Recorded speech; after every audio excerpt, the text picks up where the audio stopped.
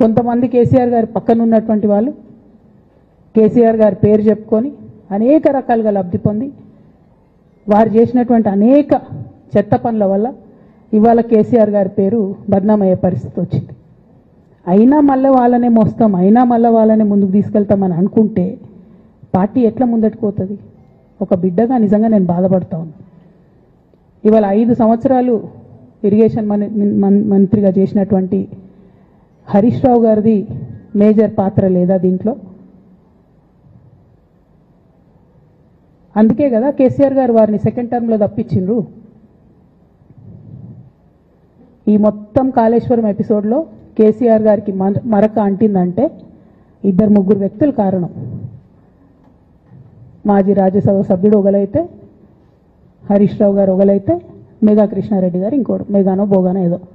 ఈ పెద్ద పెద్ద కాంట్రాక్టర్లు అందరితో కుమ్మక్కై కేసీఆర్ గారు ప్రజల కోసం ఆలోచన చేస్తే, నీళ్ల కోసం ఆలోచన చేస్తే, వీళ్ళు సొంత వనరుల కోసం, డెవలప్మెంట్ కోసం, ఆస్తులు పెంచుకోవడం కోసం ఆలోచన చేసి ఇవాళ మీ వల్ల రేవంత్ రెడ్డి లాంటి వ్యక్తి, తెలంగాణ ఉద్యమానికి సంబంధం లేని వ్యక్తి, కేసీఆర్ గారి కాలి గోటికి సరిపోని వ్యక్తి, ఆయన నిలబడి కేసీఆర్ గారిని చెయ్యెత్తి చూపించి కేసీఆర్ గారి మీద సిబిఐ ఇవాళ నేను వేస్తా అని చెప్తున్నాడంటే కారణం ఎవరు దీనికి? నేను భరించిన ఇదే హరీష్ రావు గారు, ఇదే సంతోష్ రావు గారు అనేక కుట్రలు చేసినా కూడా భరించిన. నా మీద ఓపెన్గా మీడియా మిత్రులందరితో రకరకాల మాటలు చెప్తే కూడా నేను భరించిన. నా పర్సనల్ అటాక్కి నేను ఎప్పుడు కూడా వాళ్ళను ఇంతవరకు పేరు పెట్టి పిలవలేదు, మాట్లాడలేదు. ఫస్ట్ టైం చెప్తున్నా. నేను ఎందుకోసం చెప్తున్నా? కేసీఆర్ గారికి ఈ వయసులో సిబిఐ ఎంక్వైరీ ఏందండి? ఎందుకోసం ఆ కర్మ పట్టింది? ఎందుకు భరించాలి? ఇటువంటి వాళ్ళని చూస్తూ ఎందుకోసం ప్రొటెక్ట్ చేసుకోవాలి? బీఆర్ఎస్ పార్టీ తమ్ముల కోపం రావచ్చు, కానీ వాస్తవాలు చేదుగున్నా అప్పుడప్పుడు మాట్లాడుకుంటేనే, మందు తీసుకుంటేనే ఆరోగ్యం మంచిగా అవుతుంది. ఇట్లా చెప్పుకుంటూ పోతే చాలా చాలా అంశాలు ఉన్నాయి. వాటన్నిటి జోలికి నేను పోదలుచుకోలేదు. కానీ కేసీఆర్ గారు హిమాలయ పర్వతం అంత ఎత్తు లాంటి పర్సనాలిటీ ఆయనది. ఆయనను చేయబెట్టి చూపించి అవినీతి అని అంటే నిజంగా చాలా బాధ అవుతా ఉన్నది. ఎందుకంటే నా పెళ్ళప్పుడు నా పెళ్లి చేయడానికి కూడా ఇబ్బంది పడ్డటువంటి వ్యక్తి ఆయన. రాజకీయాలలో 40-50 ఏళ్ళు ఉంటే కూడా ఆస్తులు సంపాదించుకోలే కేసీఆర్ గారు. అనేక మంది అలా మాట్లాడుతుంటారు, చాలా మాటలు మాట్లాడుతుంటారు. కానీ నాకు తెలుసు, నేను దగ్గరుండి ఆర్థిక పరిస్థితి చూసిన కాబట్టి ఎన్నడూ ఆయనకు ఆశ లేదు. అటువంటి మనిషిని పట్టుకొని సిబిఐ ఎంక్వైరీ ఇస్తాం, ఇదేస్తాం, అదేస్తాం. ఎవరు కారణం దీనికి అంతటికి? ఈ చేతగాని కాంగ్రెస్ ప్రభుత్వం మీ ఏసీబీ వాళ్ళు పోయి కాళేశ్వరంలో పనిచేసిన 3 ఇంజనీర్లను పట్టుకుంటే ఒక్కొక్క ఇంజనీర్ దగ్గర 100 కోట్ల ఆస్తులు వెళ్తే మీకు ఎందుకు ఎంక్వైరీ చేసే దమ్ము లేదు? వాళ్ళు వెనకాల ఎవరున్నారో ఎందుకు ఎంక్వైరీ చేస్తలేరు? ఖచ్చితంగా నేను ఇవాళ చెప్తా ఉన్నా, హరీష్ రావు గారు వెనక, సంతోష్ రావు గారు వెనక రేవంత్ రెడ్డి గారు ఉన్నారు. వాళ్ళని ఖచ్చితంగా కాపాడతారు అన్ని విషయాలను. వాళ్ళని ఏమనరు, వాళ్ళ గురించి ఏం మాట్లాడరు. బాణం ఎంతసేపు కేసీఆర్ గారి మీద ఉంటుంది. కేసీఆర్ గారిని మాట్లాడాలి, కేసీఆర్ గారిని బదనాం చేయాలి. కానీ దగ్గరుండి ఈ అవినీతి అనకొండలు బీఆర్ఎస్ పార్టీని ఏదైతే డిస్టర్బ్ చేసిండ్రో వాళ్ళని మాత్రం ఏమన్నారు. ఈ ఇంటర్నల్ అండర్స్టాండింగ్ అనేది ఎక్స్పోజ్ కావాలి. రేపటి నుంచి నేను ఛాలెంజ్ చేసి చెప్తున్నా కదా, రేపటి నుంచి ఏం మాట్లాడతారు తెలుసా? ఈ మొత్తం బ్యాచ్లన్నిటికీ సోషల్ మీడియా బ్యాచ్లు ఉన్నాయి. వీళ్ళందరికీ బాగా చాలా చాలా బ్యాచ్లు ఉన్నాయి. వాళ్ళంతా రేపటి నుంచి ఏమంటారు? నన్ను ఒకళ్ళు బీజేపీ ఆపరేట్ చేస్తుందంటారు, ఒకళ్ళు కాంగ్రెస్ ఆపరేట్ చేస్తుందంటారు, ఒకళ్ళు రేవంత్ రెడ్డి చెప్తే మాట్లాడుతుందంటారు, ఇంకోళ్ళు బండి సంజయ్ చెప్తే మాట్లాడుతుందంటారు. ఖబర్దార్ బిడ్డ, నేను ఎవరు చెప్తే ఆడేటటువంటి తోలుబొమ్మని కాదు. నాది నాది నాది నాది కేసీఆర్ బ్లడ్, నాది తెలంగాణ బ్లడ్. ఇండిపెండెంట్గా నేను అనుకున్న విషయాన్ని చెప్తున్నాను. దానికి పొలిటికల్గా ఇబ్బంది అయినా, కష్టమైనా, నష్టమైనా నేనే భరిస్తా.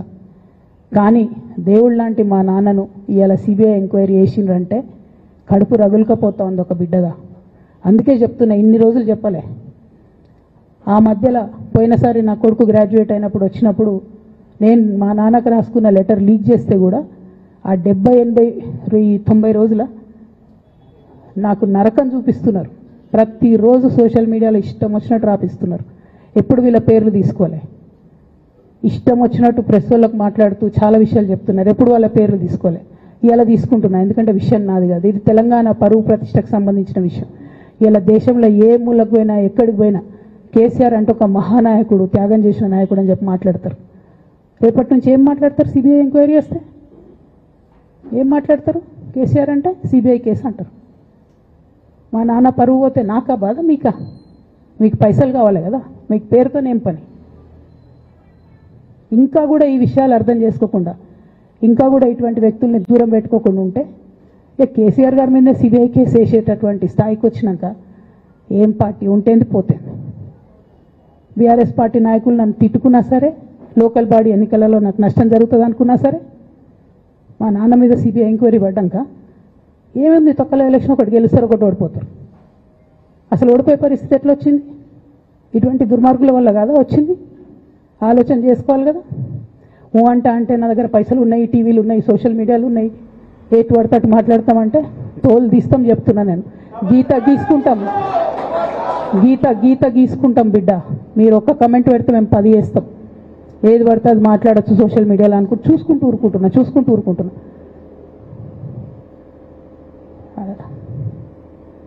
పెద్ద సార్ దగ్గరకు వచ్చినాక ఇక కాంప్రమైజ్ అయ్యేది ఏం లేదు. ఘోష్ కమిషన్ వేసిన రోజే నేను చెప్పిన, ఎందుకు రియాక్ట్ కాలేదు పార్టీ అని అడిగిన ఆ రోజునే. నిన్న సిబిఐ ఎంక్వైరీ వేస్తున్నా అని రేవంత్ రెడ్డి గారు అసెంబ్లీలో చెప్తే తెలంగాణ బంద్ ఖాళీ వద్దా, బగ్గు మనొద్దా తెలంగాణ? ఎట్లా మాట్లాడతారు? నిజంగానే మనిషి అవినీతి అయితే, నిజంగానే మనిషి డబ్బులు తినోడైతే వేరు మాట. ఆయనకు తిండి మీద కూడా ధ్యాస ఉండదా బాబు? తెలంగాణ అదే పిచ్చి. అట్లాంటి మనిషిని పట్టుకొని ఇవాళ ఏది పడితే అది మాట్లాడితే కూడా రియాక్ట్ కాకపోవడం చాలా దారుణం, చాలా దారుణం. నేను దీన్ని తీవ్రంగా ఖండిస్తున్నా. At the same time Congress government PC Ghosh commission వేసిండ్రు. రెండేళ్ల నుంచి టైంపాస్ చేస్తారు. ఆ కమిషన్ రిపోర్ట్ వచ్చింది. ఆ రిపోర్ట్ నిన్న అసెంబ్లీలో పెట్టిండ్రు. ఇంకా దానికి ఏమిట్లకేం లేదు, దాంట్లోకి ఏం చర్యలు తీసుకుంటారో చెప్పారు, ఏం చేస్తారో చెప్పారు. తక్కువ మంది సిబిఐకి ఇచ్చేస్తారు. అంటే ఇది ప్రీ ప్లాన్డ్, ప్రీ మెడిటేటెడ్, ఖచ్చితంగా కేసీఆర్ గారి ప్రతిష్ట దెబ్బతీయాలనేటటువంటి ప్రీ మెడిటేటెడ్ అటాక్ తప్పితే ఇంకోటి కాదు. ఇన్ని ఏజెన్సీస్ ఉన్నాయి రాష్ట్ర ప్రభుత్వంలో. మీ ఏసీబీకే దొరికింది కదా ఇదే కాళేశ్వరంలో అవినీతి తిమంగళాలు. ఏమైంది అది? ఏమైంది ఆ రిపోర్ట్? ఏమైంది? వాళ్ళ మీద చర్యలు ఏమైనాయి? దాని కంక్లూజన్ ఏంది? ఒక్క చిన్న ఎంక్వైరీ కూడా ఇప్పటివరకు కంక్లూడ్ చేయలేదు కాంగ్రెస్ గవర్నమెంట్. ప్రచారం ఎక్కువ, పని తక్కువ. ఎప్పుడైనా మీ తప్పిదాలు బయటపడుతున్నాయి అనుకుంటే, ఎప్పుడన్నా ప్రజలు తిరగబడతారు అనుకుంటే వెంటనే ఒక రిపోర్ట్ వేయాలి, వెంటనే కేసీఆర్ మీద ఒక ఆరోపణ చేయాలి. ఇప్పటికి కూడా రేవంత్ రెడ్డి గారికి కేసీఆర్ గారి పేరు చెప్పుకోకపోతే ఆయన ఫోటో కూడా పేపర్లో వేరేమని భయం పాపం. అందుకని ఆయన రోజు పొద్దుగాలేస్తే కేసీఆర్ని తిట్టుడే తప్పితే ఇంతవరకు కూడా వేరే ఆలోచన చేయడం లేదు. మేము డిమాండ్ చేస్తూ ఉన్నాం కాంగ్రెస్ ప్రభుత్వాన్ని, మీరు బట్టగాల్చి మీదేసినట్టు ఆరోపణలు వేయడం కాదు, మీకు దమ్ము ధైర్యం ఉంటే నేను పేర్లు కూడా చెప్పిన, చూడండి ఎక్కడి వరకు పోతారో చూస్తాం. మీకు అండర్స్టాండింగ్ లేకపోతే మీకు అండర్స్టాండింగ్ పెట్టుకొని కేసీఆర్ గారిని టార్గెట్ చేయడం ఇది పొలిటికల్గా కరెక్ట్ కాదు. మన రాష్ట్రంలో ఇటువంటి వాతావరణం ఇదివరకు లేకుండే, రేపు పొద్దున కూడా ఉండొద్దని చెప్పి నేను కోరుతాను. కాంగ్రెస్ ప్రభుత్వం కేవలం కాళేశ్వరం విషయమే కాదు, బీసీల విషయంలో ఎంతగా మోసం చేస్తున్నారు. ఫస్ట్ ఏమో బిల్లు పెడతారు, మేమందరం లొల్లు పెడితే టైంపాస్ చేసి 1.5 years తర్వాత బిల్లు పెట్టిరు. బిల్లు పెడితే కనీసం గవర్నర్ దగ్గర పోరు, కనీసం రాష్ట్రపతి దగ్గర పోరు, ప్రధానమంత్రి దగ్గర పోరు. గవర్నర్ పెండింగ్ పెట్టుకుంటే ఎందుకు సుప్రీంకోర్టు కోతలేరు? ఇంకా కూడా మళ్ళీ ఛాలెంజ్ చేసి అడుగుతా ఉన్నాను నేను, ఎందుకు సుప్రీంకోర్టు కోతలేరు? మీరు September 30 లోపల ఎన్నికలు చేస్తామని చెప్పిండ్రు. September 30 లోపల సుప్రీంకోర్టుకు పోండి.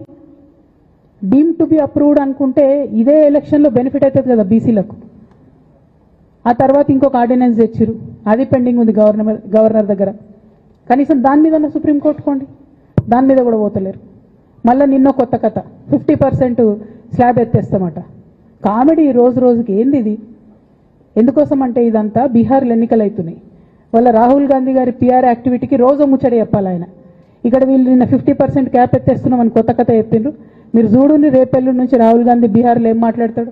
హమ్నే 50% సీట్ తోడది అంటాడు ఆయన బీహార్ ఎన్నికలలో.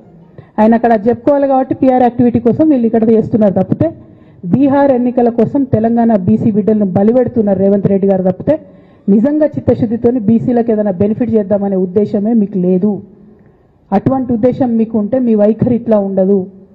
కేవలం కాంగ్రెస్ పార్టీ బీసీలను నయవంచన చేస్తున్నది. మీరు ఇట్లనే చేస్తుంటే బీహార్ ఎన్నికలు వస్తే మేము తెలంగాణ జాగృతి మొత్తం పోయి బీహార్లో మీకు వ్యతిరేకంగా ప్రచారం చేస్తాం.